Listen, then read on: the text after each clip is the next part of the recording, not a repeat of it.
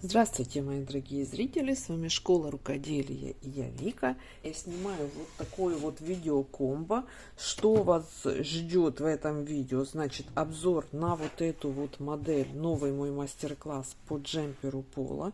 Расскажу немного о нем и покажу попетельно, как выполнить технически вот такую вот застежку. Это все в этом видео, поэтому остаемся, смотрим. Здесь, понятное дело, можно застежку сделать. Я просто это видео снимала для нашего совместника. Девочки хотели именно этот вариант застежки в совместнике по джемперу Пола. И вот из этого совместника, это вы сейчас увидите в видео, кто не в совместнике, вот.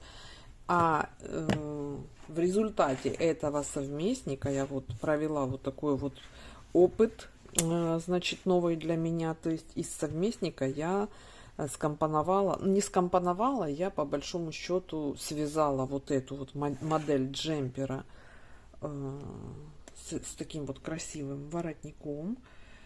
Значит, мастер-класс содержит в себе, сразу скажу, чтобы вы неудобно в Телеграм все-таки мастер-классы грузить, поэтому я решила вот так вот. Мастер-класс у нас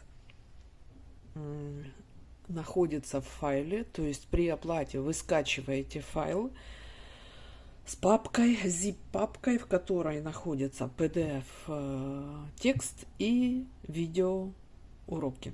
То есть это комбинация PDF текста и видеоуроков. Размеры у нас от 40 до 62 вот этого джемпера. Мастер-класс попетельные, узловые как бы моменты все сняты в видео. Вот 9 размеров всего. Поэтому все для себя свяжут. Вот попетельно воротничок, как это делать. Все посчитано, все четко. Рекомендации по пряже, то есть привязки на пряжу как таковой нет, просто есть привязка на плотность вязания, и вы по себе подбираете пряжу по рекомендациям. Значит, что мы здесь еще научимся, кроме воротника? Кроме воротника, целое изделие, оно цельновязанное, вяжется снизу вверх, цельновязанный рукав, воротник. Здесь нет ни одного шва, ни одного единого шва. Все связано цельным полотном, скос плеча, окат рукава. Вот, все цельновязано. Присутствует и окат, и скос плеча. Вот. Резинка, такую вот резинку я взяла со своего канала, как отделочный элемент. Полосы использовала. Ну, в общем, такой вот джемпер. Пожалуйста, приобретайте. Все ссылки под видео в описании. Кому непонятно, возникают моменты с оплатой, пожалуйста, в Телеграм канал. Быть подписанным на Телеграм и Инстаграм. Все льготные тарифы, все цены льготные, так скажем, предпремьера проходит именно там, то есть я там даю информацию за 2-3 дня до выхода видео на YouTube, и там существует льготная цена. В тот момент, когда видео выходит на YouTube, цена меняется. Это вот так, чтобы вы были ко мне немного ближе. И, значит, в Телеграм у меня администратор, который занимается вами, в Инстаграм занимаюсь лично я. Это в тот случай, те случаи, которые испытывают проблемы у которых проблемы с оплатой. Те, кто уже хоть раз оплатил, у них проблем нет. Они уже это все делают очень быстро, в 2 клика. Так, то есть трудности возникают только в первый раз. Девчонки, кто в совместнике Пола джемпера, этот мастер-класс у вас автоматом там в группе, так что не вздумайте купить. У вас это будет все как бонус к совместнику. Ну все, показываю вам вот этот вот технически, как выполнить вот такой вот воротник. Итак, девчонки, как я обещала, показываю вам технически, как сделать воротник, как в голубом джемпере. Немного, вот такую заготовку я связала, это, я так понимаю, ну, сделаю манишку из нее. Вот, значит, Что я хотела сказать? Хотела сказать, что воротник пола — это у нас по большому счету круглый вырез горловины. На это основываемся всегда. Вот он у меня спинка, вот она передняя деталь. Только еще выполнен как бы отверстие. Либо оно цельновязанное, либо оно отдельно связано. Конкретно в этой модели он привязан отдельно. Заготовку я связала. У меня здесь, как я сказала, повторюсь, круглый вырез горловины. И на 9 петель у меня закрыта вот эта вот глубина вот этого застежки пола. Вот. И здесь вот такое вот пространство. Вот этот момент вы регулируете по своей плотности, по своей как бы по желанию, глубину, ширину. Это все вы регулируете как хотите. Основываемся на круглую горловину. Вот. Как рассчитать вот эту вот застежку, именно расчеты я вам оставлю в видео. У меня есть в открытом доступе видео, как это посчитать. Вот. В циферках на вашу плотность. Пожалуйста, переходите, считайте. Я конкретно сейчас именно техника выполнения. Значит, у меня заготовка. Швы в этой модели у нас наружу. И поэтому мы будем делать все швы наружу. И здесь, и здесь. Ну, основываясь на оригинал. Так, далее что хочу сказать. На пряже я тоже не основываюсь. Вы будете считать свое. Значит, заготовка сшит плечевой шов. Сначала я обвязываю горловину, а потом планку. Значит, что мне нужно, важно знать сейчас. У меня раппорт составляет 5 петель. Вот. И мне нужно, чтобы количество петель было кратно 5. Вот, чтобы с 3 лицевых я начала. И как раз 2 вот эти вот 3 закончила. И 2 у меня уйдет на кромочные. То есть, очень важно набрать горловину, чтобы начиналась и заканчивалась одинаково. Так, набираю, смотрите, с изнанки начинаю, чтобы был декоративный вот этот вот рубчик, как бы шва на выворот. Это не обязательно. Если вам этот рубчик не нужен, вы набираете по лицу. Можете набирать тогда из тамбурного шва, можете сделать кетлевку, вот что угодно вы выбираете. Еще что хочу сказать, что количество петель регулируйте, ну, для воротника тоже по своему желанию. Если вы хотите вот такой вот широкий, побольше петель, ну, то есть это вы уже по готовой связанной детали можете определить точную ширину вашего воротника, сколько вам нужно набрать петель.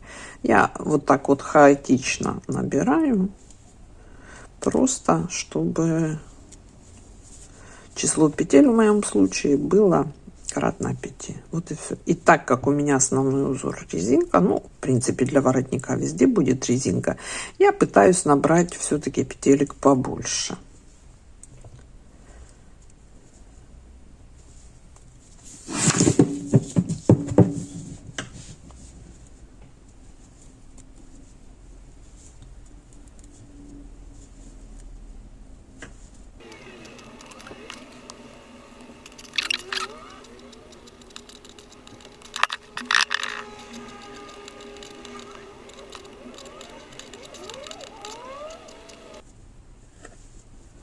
Вот, добрала я петли. Кстати, я совершенно не считала сейчас их, поэтому я вот сделаю вот такой вот трюк, который, я думаю, вам пригодится. Я просто интуитивно набирала петли, вот как я чувствую, да, вот мои набранные петли, вот здесь вот шовчик. И теперь я считаю. 1, 2, 3, 4.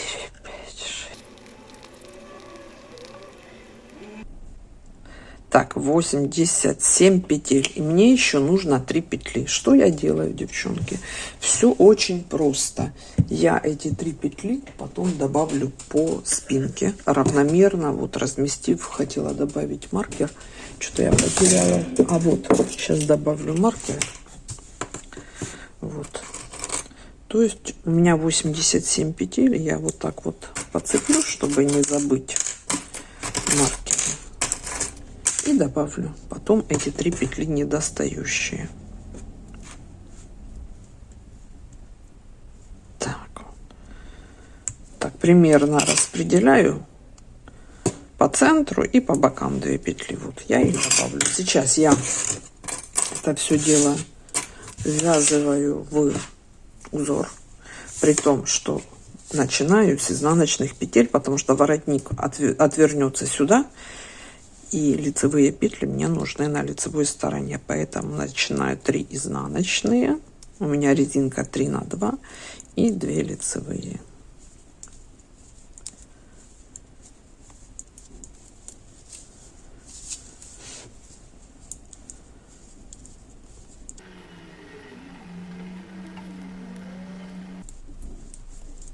Две лицевые. Смотрите, у меня здесь должно быть 3 изнаночные и добавлена петля. Раз. Вот здесь я из протяжки добавляю 2-ю изнаночную и 3-я. Теперь 2 лицевые. Теперь у меня вот 2 лицевые. Раз. Добавляю дополнительную.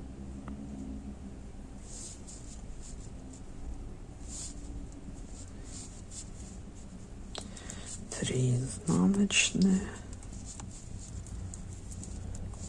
3 изнаночные. Раз, да.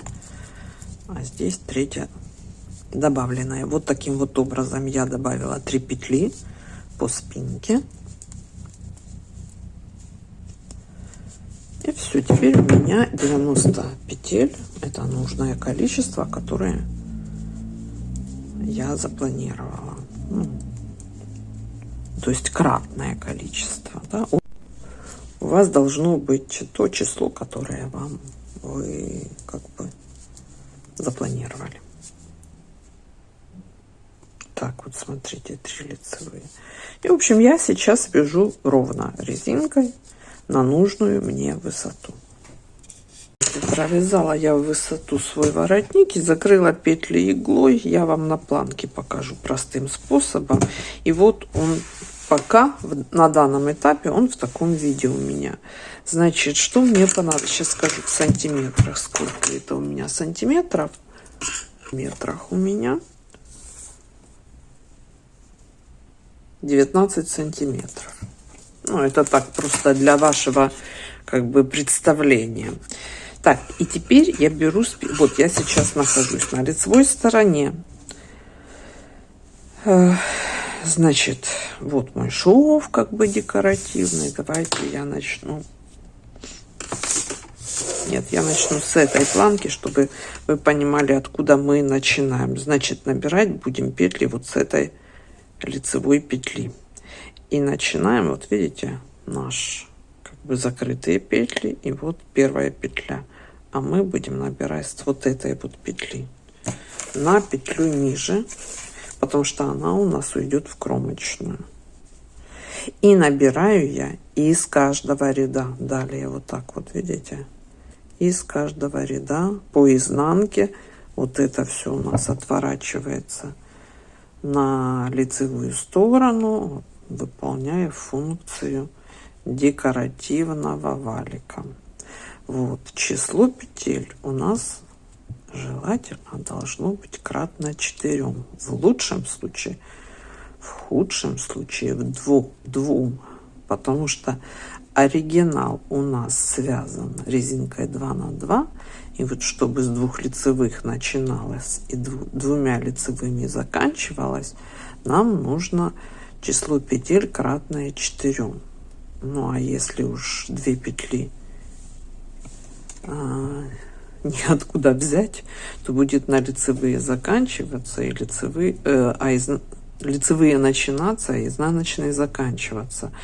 Вот, потому что 2 еще уйдут в кромочные. Так, я сказала, да, что я спицы взяла на размер меньше. Вязать мы будем туже, чем основное полотно. От этого отсюда и тоньше спицы. Вот так вот густенько набирается планка. Я вот смотрю, что, возможно, я еще тоньше спицы возьму. Тут вы ориентируетесь, ну, насколько плотно вы вяжете. Здесь у нас, смотрите, здесь у нас, вот у нас кромочная, и вот первый ряд. Теперь мы набираем как бы из лицевой петли по воротнику. Тут у нас по-другому это все. Ну, у вас, может быть, и совпадет оно, вы можете совместить это. Я показываю технически, как это выполняется, а вы узоры там уж совмещаете. То есть вам надо, вернее, не вам, а мне надо было вот здесь. Вот, кстати, да, вот видите, в чем ошибка. Вот здесь надо было, чтобы совпали узоры. Хотя здесь перегиб будет. Оно не так и видно будет, но кто у нас педант, то считайте так, чтобы у вас узор совместился. Ну, вообще-то и мне бы, не педанту, хотелось, чтобы он совпал. Вот видите, вот этот момент я не учла. Этот пришел у меня в процессе момент, поэтому его учтите, пожалуйста.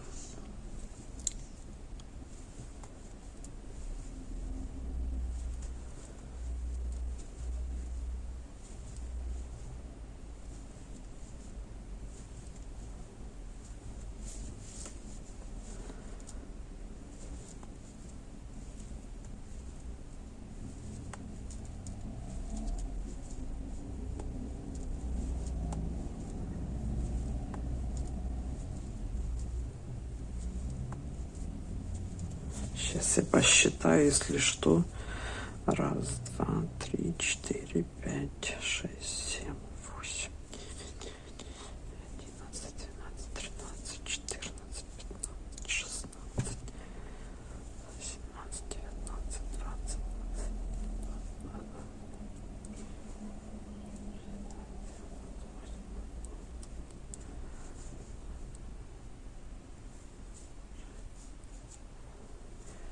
40, 80, 81, 82, прекрасно, 83 и 84. Великолепно. У меня все получилось кратно 4, поэтому я смело начинаю вязание с 2 лицевых и продолжаю резинку 2 на 2 для планки.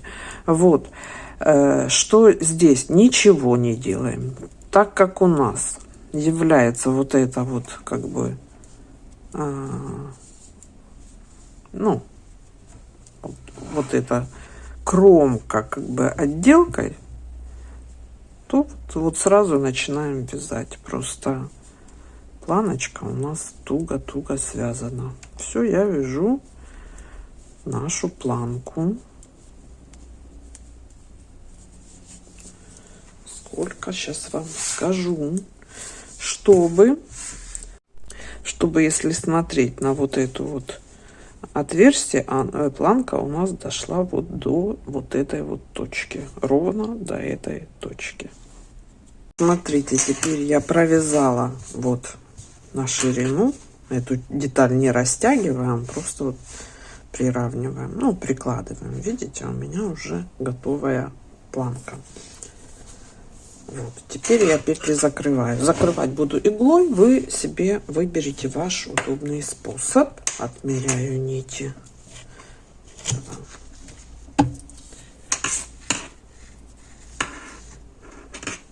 4 длины. И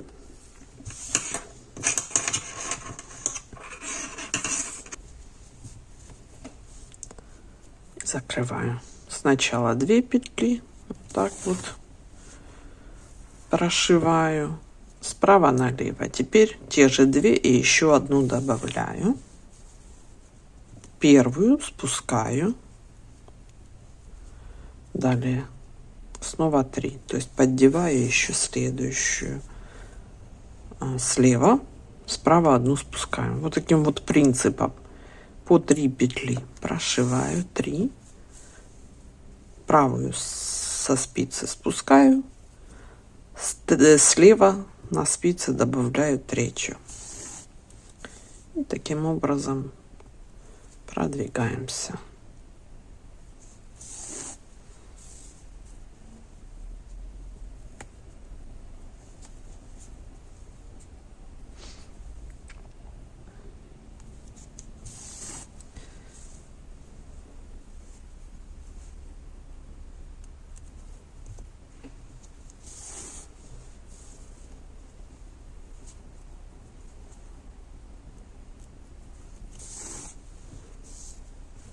Можно закрыть любым удобным для вас способом, это не принципиально. И таким образом до конца.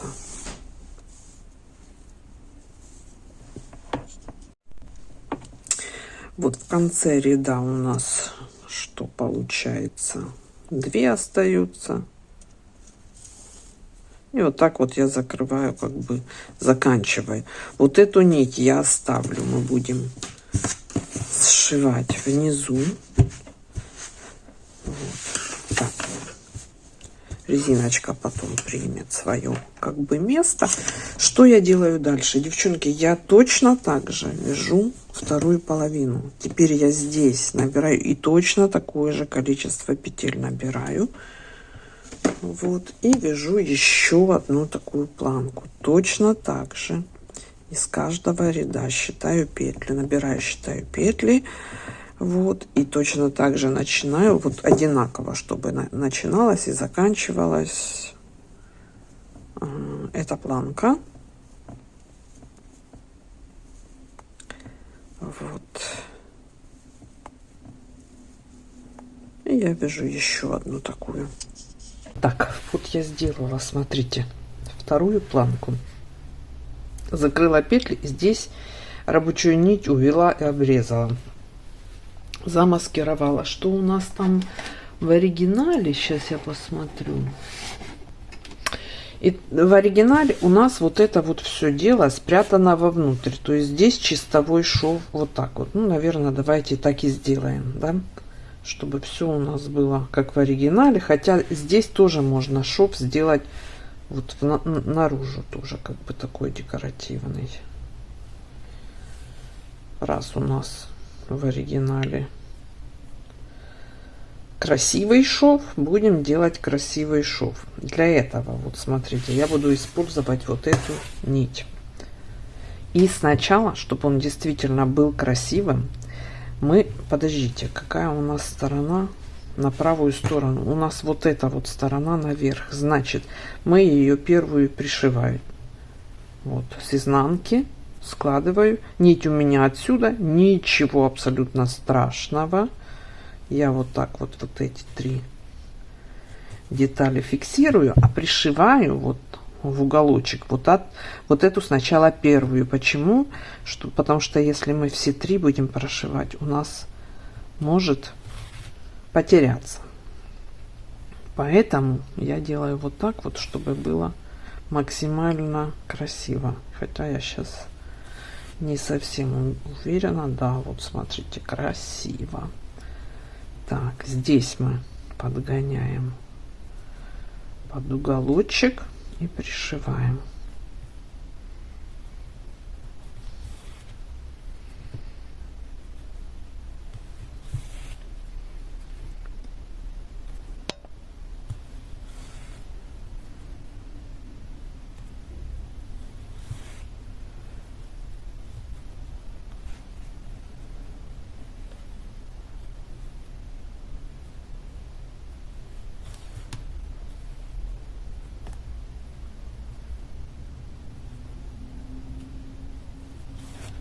Уголок очень хорошо закрываем, фиксируем. Вот смотрите, вот что у нас получается.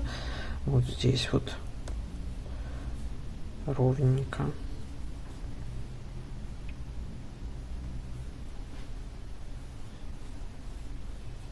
Видите, здесь я уже захватила ряд. Вот этого делать не нужно было.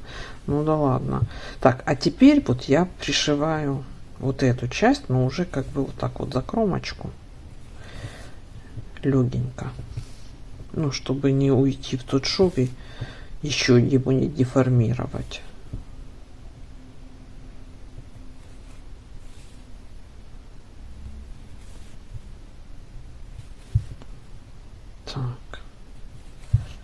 Здесь вот мы можем прям вот так вот сюда зафиксировать. Так. И смотрим, что у нас получается. И вот смотрите, у нас получается вот такой вот воротник. Вот сейчас я его постираю и покажу вам потом уже постиранный. Вот смотрите, наши швы декоративные. В оригинале, конечно, да, у них шов отсюда переходит туда, но он там прикитлеван, знаете, а как нам вязать? Ну вот не получается набрать до половины так и половину петель так. Ну, можно, конечно, поизвращаться. Ну, мне и так нравится. Сейчас я его постираю, покажу после ВТО. Я думаю, оно разровняется, будет очень-очень красиво.